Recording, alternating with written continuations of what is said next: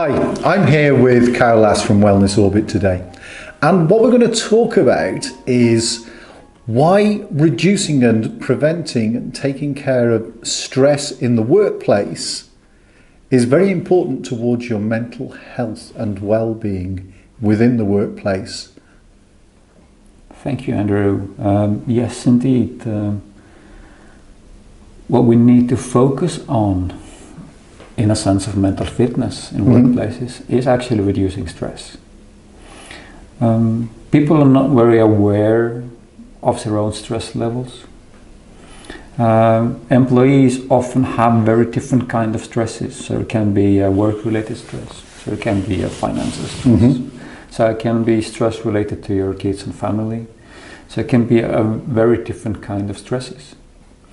But the problem with stress is not so much about what happens around you, but it's more about what happens within you, how you react to a pressure that you are facing. So you're talking about an intrapersonal skill or an intrapersonal aspect to stress here? Yes, exactly. I'm talking about this aspect, that how can you reduce your own inner reactivity? How can you use your awareness to notice what is going on within your mind, and how can you use those awareness-based interpersonal skills for stress reduction. And I would say that workplaces really need to address this. Still, the UK has pointed out some numbers behind not dealing with mental health, or let's say not focusing on mental wellness of employees or mental fitness of employees, are quite big, surprisingly big. We are talking about 700 to 3,353 pounds per year per every single employee, a cost that is connected to presenteeism, absenteeism, staff turnover, and quite often just about being stressed and not being able to focus on a task at hand. And this number is similarly big also besides private enterprises or private organizations, also in the state sector. It can be from 1,200 pounds to 2,200 almost. So those numbers by Deloitte should shock every single employer, because if we do nothing, we face loss every single year per every single employee. Yes, and also, of course, as the time goes on, more and more employees are going to take more time off work, I guess, because this thing called stress is bubbling away. Now, if I remember right, looking at my notes, that the Deloitte report also stated that only 9% of people have taken some form of mental health training. 9%. So in the scheme of things, that's very small.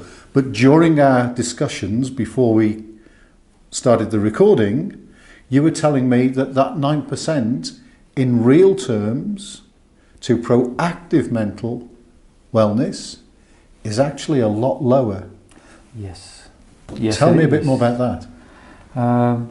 In UK, I think one of the amazing things is that more and more employees, both are becoming aware that there is a need for mental health first aid training, or people get some lecture about what are the warning signs or signs of different mental illnesses. Well, that's great, but that's not prevention. It's a reactive approach. Okay, so that's shutting the stable door after the horse has bolted almost. Exactly.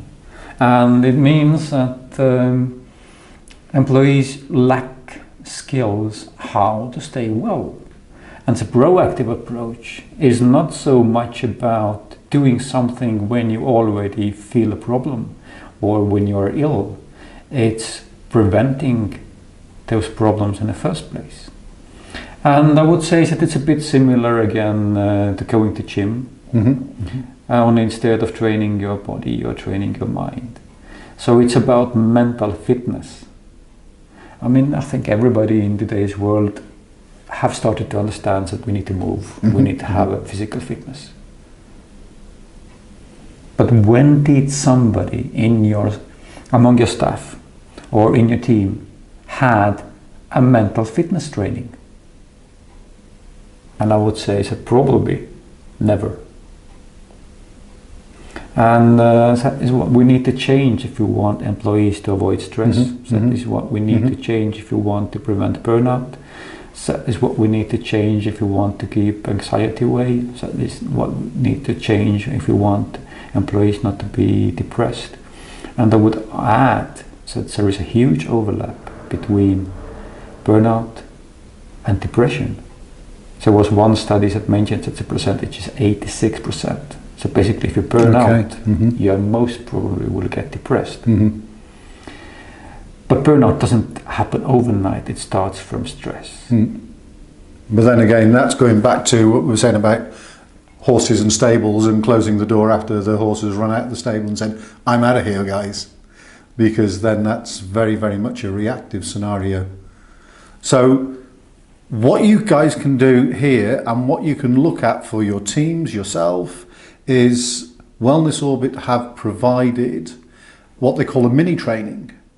So you can find out more by going to the Wellness Orbit homepage and looking for the mini training and find out where you are on this stress wheel, which is my turn, and also find out a little bit about what you can be doing proactively. I've taken this training, so I can tell you that I now have a different understanding of several things about being proactive, about interpersonal skills and staying focused.